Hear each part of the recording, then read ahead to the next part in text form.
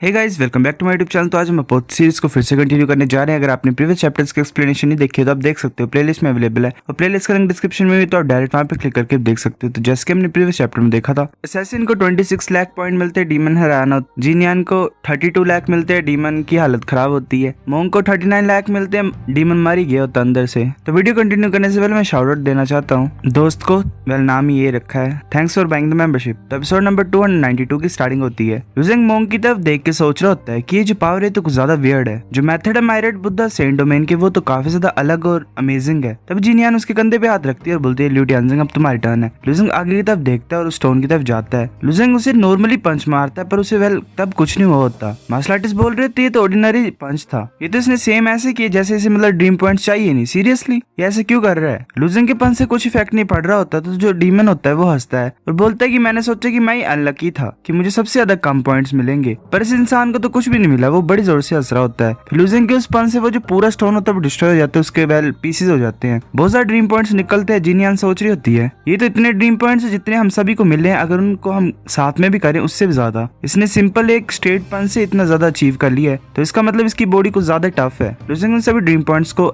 Absorb कर लेता है। लुजिंग सोच रहा था कि अब मैं 40,000 ड्रैगन स्केल्स की पावर को यूज कर सकता हूँ और इससे मेरी मतलब जो फिजिकल बॉडी है वो चेंज नहीं होती, मतलब जरा उसमें फर्क नहीं पड़ता। जब ये ड्रैगन के जो स्केल्स होते हैं ओपन होते हैं तो मैं एक सुप्रीम डिवाइन टायर स्वॉर्ड की तरह मतलब उसके कंपैरिजन में पावर को एक्सर्ट कर सकता हूँ। वो डीमन लुजिंग के पास आके बोलता है कि तुम्हें इतने ज्यादा ड्रीम पॉइंट्स कैसे मिले और कितने मिले? लुजिंग बोलता है 10.4 मिलियन, वेल 1 करोड़ के आसपास। डीमन बोलता है हैरानी से 10.4 मिलियन। वो बड़ी जोर से चिल्लाता है और बोलते है कैसे सकता है, लास्ट में मैं बॉटम में रह गया, ऐसा हो ही नहीं सकता, मैं नहीं मानता इन चीजों को। मोंग को तो वो सोच रहा था कि मैंने तो जेन साइलेंस टेक्निक को यूज किया था, जो मैंने पावर यूज की थी वही मेरी लिमिट थी। ऐसे मायरेट बुद्धा सेंट डोमेन में भी कुछ ही है जो कि मतलब मेरे टैलेंट को सरपास कर पाते हैं, पर इस इंसान की जो फिजिकल स्ट्रेंथ है वो तो मेरे से 3 टाइम ज्यादा है। ये तो इनक्रेडिबल है। लुजिंग बोलता है कि जो रैंकिंग है दोबारा ऊपर गई है, अब मैं 9200 रैंक पे हूँ पूरे एंटायर ड्रीम बैटलफील्ड में और मैं ग्रेट रैलम में टॉप 100 में हूँ। मैं बिलीव नहीं कर सकता कि मैंने जो पॉइंट्स को दिया था वो मैंने इंटरेस्ट के साथ वापस पा लिया इतनी ज्यादा जल्दी। मोंक बोलता है चलो next hall of cause and effect में जाते हैं, वहाँ पे और ज्यादा अपॉर्चुनिटीज होंगी हमारे लिए। फिर वैसे सीढ़ियों को चढ़ रहे हो। जीनियान बोलते कि अगले हॉल में जाने से पहले सभी को इंपॉर्टेंस का पता होना चाहिए टीम वर्क का। मैं ये सजेस्ट करती हूँ कि हम सभी एक दूसरे को इंट्रोड्यूस कर देते हैं कि हम क्या है, ताकि जो कोऑपरेशन है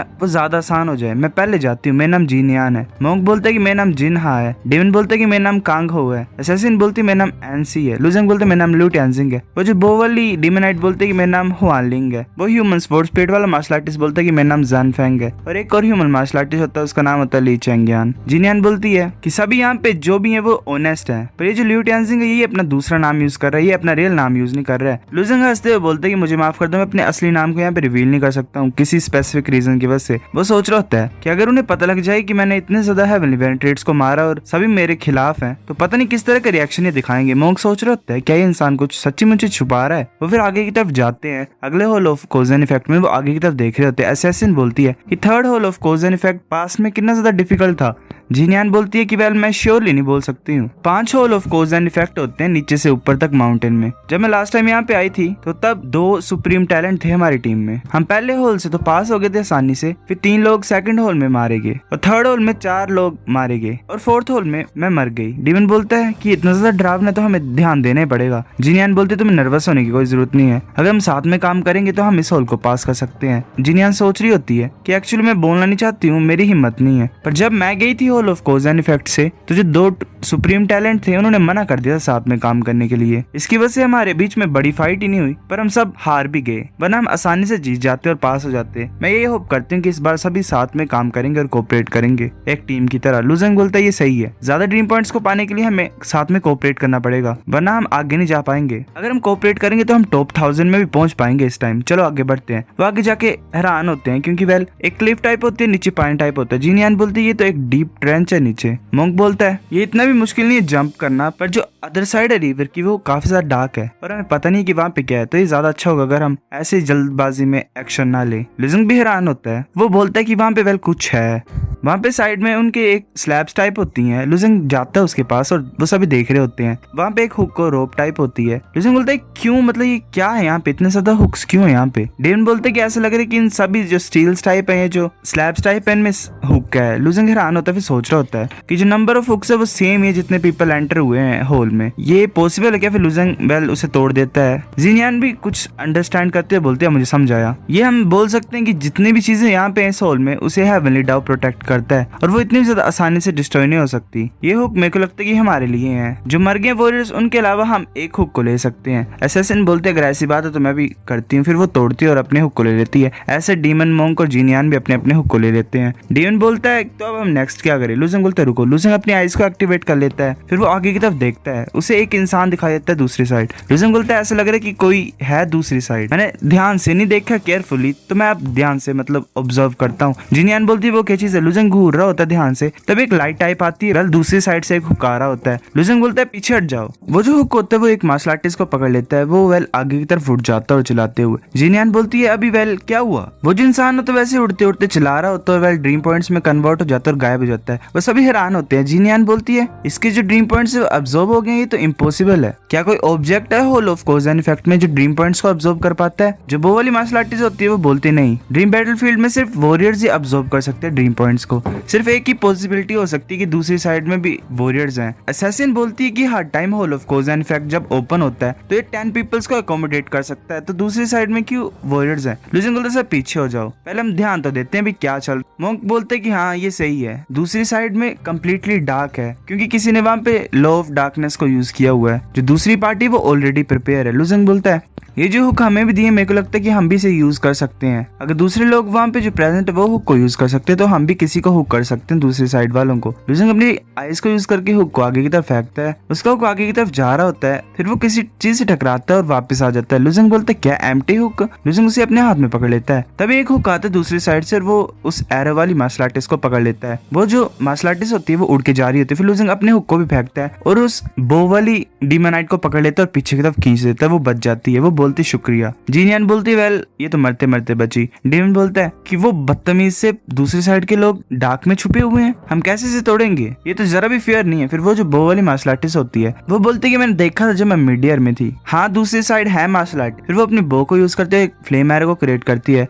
उसे आगे की तरफ शूट कर देती है। वो जो फ्लेम एरो होता है वो आगे की तरफ जाता है और दूसरी साइड जाके एक बहुत बड़ी एक्सप्लोजन होती है जिससे कुछ मार्शल आर्टिस्ट दिखाई दे रहे होते हैं। फिर वो जो लाइट होती है वेल एरो की वो खत्म हो जाती है, फिर से डार्क हो जाता है। जीनियान बोलती है कि ऐसा लग रहा है कि दूसरी साइड में मार्शल आर्टिस्ट हैं और उन्होंने भी hole of cause and effect को एंटर किया है। जो hole of cause and effect होता है वो फॉरबिड करता है फ्लाइंग के लिए, तो इसका मतलब इस hole of cause and effect में हमने कम्पीट करना है दूसरे ग्रुप के साथ। पर ऐसा देख के लगा दूसरी टीम में कि सभी सर्वाइव कर चुके हैं तो उनकी स्ट्रेंथ हम अंडर एस्टिमेट नहीं कर सकते हैं। यहाँ पे कौन लॉ ऑफ डार्कनेस को यूज कर सकता है? हमें भी छुपना पड़ेगा। मोंक बोलता है कि वेल लॉ ऑफ डार्कनेस को यूज मत करो, सिर्फ मेरे को देखो। वो अपने दोनों हाथों को पास मिलाता है और कुछ मंत्र टाइप अपेयर होते हैं उसके अराउंड में और वो एक ऑरेंज कलर के फॉग में डिसअपेयर हो जाते हैं सारे ही। वो बोलते हैं कि अब देखते हैं कि वो कैसे में हुक करते हैं। तभी एक जो हुक होता है वो आ रहा होता है, लुजेंग के साइड से निकल जाता है। वो जो हुक होता है वो किसी को पकड़ नहीं पाता और वो वापस चल जाता है। तो वहाँ पे हमें दूसरी साइड एक इंसान दिखाई देता है। वो बोलता है कि ये वेल इंटरेस्टिंग है, ये तो रिबर्थ इल्यूजन फोग है जो कि मायरेट बुद्धा सेंट डोमेन से बिलोंग करती है। तो एक मार्शल आर्टिस्ट बैठा होता है वेल जो डार्क को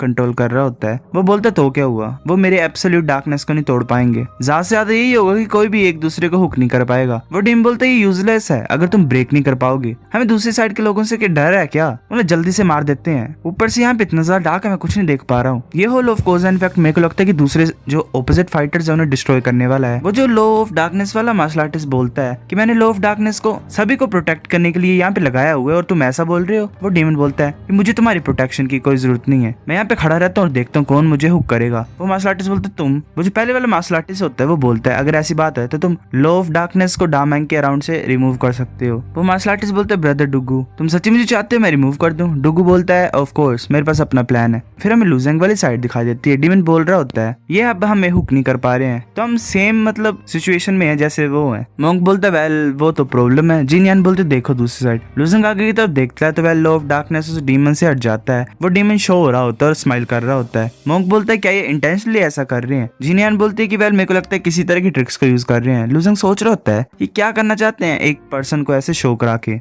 वो जो डीमन होता है डामैंग वो हंसता है और बोलता है कि दूसरी साइड तो बेवकूफ है कमजोर से आदमी, मैं यहाँ पे खड़ा हूँ और उनकी हिम्मत नहीं है मेरे को पकड़ने की। तुम्हारे पास हिम्मत है तो मेरे को हुक करो, मैं फाइट बैक भी नहीं करूंगा, मैं कुछ भी नहीं बोलूंगा। और वो जो दूसरी साइड का डीमन होता है वो बोलता है कि ये तो ओनली सन नेम मोशी हेवनली वेनेट्रेट का डामेंग, मैं बिलीव नहीं कर पाता हूँ कि ये इंसान भी यहाँ पे है। तो इसका मतलब ये hole of cause and effect कुछ ज्यादा डिफिकल्ट नहीं है। वेल मोशी तुम्हें याद होगा तो उसका भाई मारा गया था लुजेंग ने, जिसे मरवा दिया था। मोंक बोलता है क्या इंसान को ज्यादा पावरफुल है? जितने भी सुप्रीम टैलेंट्स है डीमन रेस के, मैंने तो इस तरह के इंसान का नाम सुना ही नहीं है। वो डीमन बोलता है कि वेल ये एक सुप्रीम टैलेंट नहीं है बिकॉज इसके पास एक स्ट्रॉन्ग फेट नहीं है, पर फेट के अलावा इसकी जो स्ट्रेंथ और टैलेंट है वो किसी भी सुप्रीम टैलेंट से वीक नहीं है। जिनियान भी हैरान होती और बोलती है तो तुम जो बोल रहे हो इसका मतलब यही कि ये कुछ प्लान कर रहे हैं और चाहते कि हम इसे हुक करें, और अगर हम इसे ऐसा करेंगे तो ये हमें मार देगा। सो गाइस चैप्टर नंबर 292 इतना था। अगर आपको वीडियो पसंद तो लाइक करनी पे, फिर भी लाइक कर दो, शेयर करो, अपने दोस्तों के साथ कमेंट करके बताओ। अगर आपको वीडियो कैसी लगी सब्सक्राइब करो। तब तक के लिए बाय बाय।